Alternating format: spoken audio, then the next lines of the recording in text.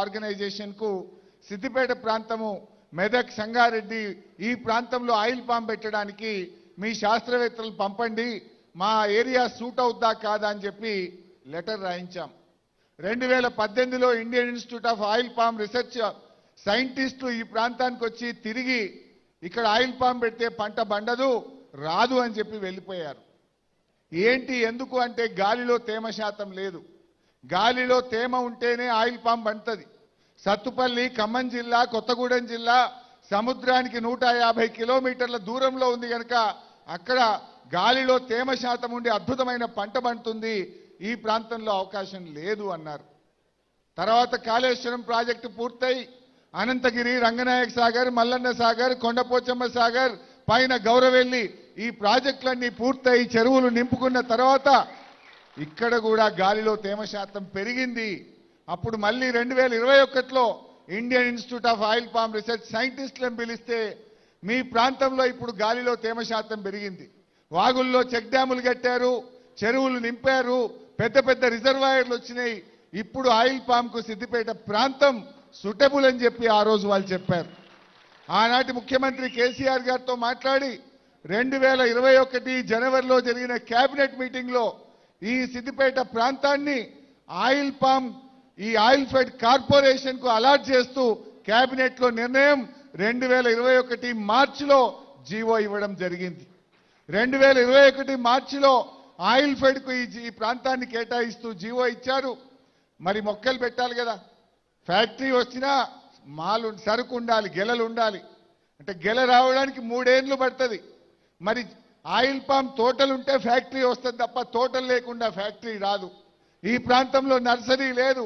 అప్పుడు పెద్దలు తుమ్మల నాగేశ్వరరావు గారితో మాట్లాడి అక్కడ అశ్వరావుపేట, సత్తుపల్లి నర్సరీల నుంచి మొక్కలు తెచ్చి 2021 జూన్ 5వ తారీఖు ఇదే నంగనూరు మండలం రామచంద్రాపూర్ గ్రామంలో కమలాదేవి అనే రైతు పొలంలో వెళ్లి మొదటి మొక్క నేను నాటాను.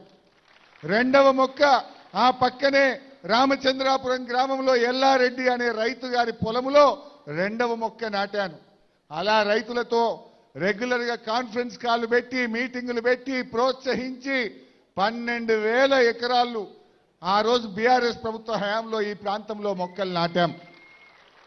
అదే క్రమంలో మరి ఫ్యాక్టరీ కట్టడానికి ఆ రోజు 300 కోట్ల రూపాయలతోని ఆనాటి కేబినెట్ ఆయిల్ ఫెడ్ కార్పొరేషన్ అనుమతిస్తూ నిర్ణయం తీసుకున్నది.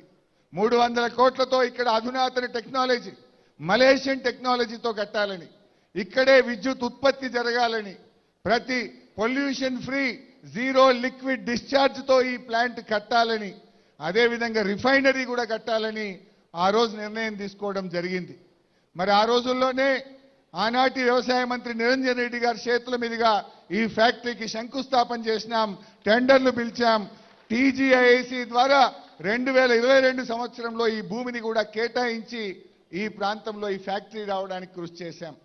అయితే ఇక్కడ గౌరవ స్పీకర్ గారు, చైర్మన్ గారు వస్తూ మా అడ్లూరు లక్ష్మణన్న గారు, శ్రీహరన్న గారు, లక్ష్మణన్న యాదకి వచ్చిండే, ఆయన కూడా మంత్రి కదా, నీ మిత్రుడే. మా శ్రీహరన్న గారు రాంగ చూసి ఉంటారు. రాంగ చూస్తూ కాళేశ్వరం కాలువ నీళ్లు బారుతున్నాయి. ఎడమవైపు పచ్చటి పొలాలు, కుడివైపు పచ్చటి పొలాలు. మీ రోడ్డు మీద వస్తుంటే రోడ్డు కింద పారుతున్న కాళేశ్వరం కాలువలను దాటుకుంటూ వచ్చారు మీరు. ఇవాళ ఈ ప్రాంతంలో ఈ ఫ్యాక్టరీకి ఇప్పుడు ఈ నిమిషంలో LSM 9 ద్వారా ఇక్కడ పెద్ద పాండ్ కట్టాం. 20 కోట్ల లీటర్లు పట్టే పాండుకు ఈ నిమిషానికి కాళేశ్వరం నీళ్లు వచ్చి పడతా ఉన్నాయి. అంటే ఆయిల్ ఫామ్ ఫ్యాక్టరీకి నీళ్లు చాలా ముఖ్యం. కాళేశ్వరం LSM 5 కెనాల్ ద్వారా 20 కోట్ల లీటర్ల పాండుకు ఆ రోజు నేను కొబ్బరికాయ కొట్టి మా హయాంలోనే పూర్తి చేశాం. ఆ పాండు నీళ్లతోనే ఈ ఫ్యాక్టరీ నడుస్తూ ఉంది. బట్ ఐ షుడ్ థ్యాంక్ పెద్దలు తుమ్మల నాగేశ్వరరావు గారు, హృదయపూర్వకంగా వారికి నేను ధన్యవాదాలు తెలుపుతా ఉన్నా. రాజకీయాలకు అతీతంగా వారు రైతు శ్రేయోభిలాషి. తుమ్మల గారు రైతు శ్రేయోభిలాషి, ముఖ్యంగా ఆయిల్ పామ్ రైతుల శ్రేయోభిలాషి. ఆయన గారు ఎక్కడ కూడా ప్రభుత్వం మారినా ఫ్యాక్టరీ పనులు ఆపాలనే ఉద్దేశంలో లేకుండా వేగవంతంగా ఫ్యాక్టరీ పూర్తి చేయడానికి వారు కృషి చేసినందుకు వారికి నేను ప్రత్యేకంగా ధన్యవాదాలు కూడా తెలియజేస్తా ఉన్నా.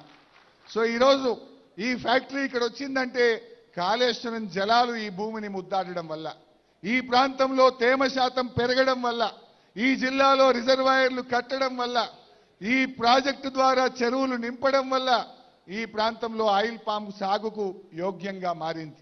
నేను గౌరవ మంత్రి గారిని కూడా కోరుతా ఉన్నా, ఈ మధ్య నేను రైతుల్ని కలిసినప్పుడు సెకండ్ లైన్ ఆఫ్ డ్రిప్ ఒకటి ఇప్పించండి అని రైతులు పదే పదే కోరుతున్నారు. మొక్క పెరిగినాక నీళ్లు సరిపోతలేవు, సెకండ్ లైన్ వేయాలంటే సొంత డబ్బులతో వేసుకోవాల్సి వస్తుంది. ప్రభుత్వం ఇంత చేస్తా ఉంది కదా, ఆ రెండవ లైన్ డ్రిప్ కూడా ఇప్పించాలని చెప్పి కోరుతా ఉన్నారు. దయచేసి మంత్రి గారు ఆయిల్ పామ్ రైతుల పక్షాన మీరు హెల్ప్ చేయాలని చెప్పి కూడా కోరుతా ఉన్నా.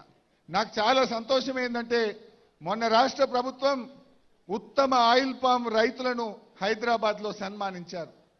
అది మా సిద్దిపేట జిల్లా అక్కనపల్లి గ్రామానికి చెందినటువంటి మా నాగేందర్ అనే రైతు అవార్డు అందుకున్నాడు.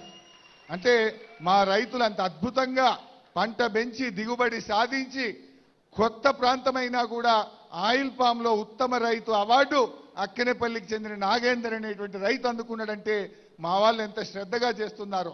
నాకు ఈ మధ్య ఈ ఫ్యాక్టరీకి వచ్చి అధికారులతో మాట్లాడితే, సార్ మాకు ఆయిల్ రేషియో కూడా బాగొస్తుంది, సత్తుపల్లి కంటే అక్కడ అశ్వరావుపేట ఫ్యాక్టరీ కంటే కూడా ఇక్కడ క్రషింగ్ లో ఆయిల్ రేషియో చాలా బాగొస్తుంది, ఈ ప్రాంతం ఆయిల్ పామ్ కు బాగా సూట్ అయింది, ఇక్కడ వచ్చే పండు మరి మంచి నూనె కూడా ఉత్పత్తి అవుతా ఉంది, ధర కూడా ఎక్కువ వస్తుంది సార్ రైతులకు అనేటువంటి విషయం ఇక్కడ అధికారులు కూడా చెప్పారు.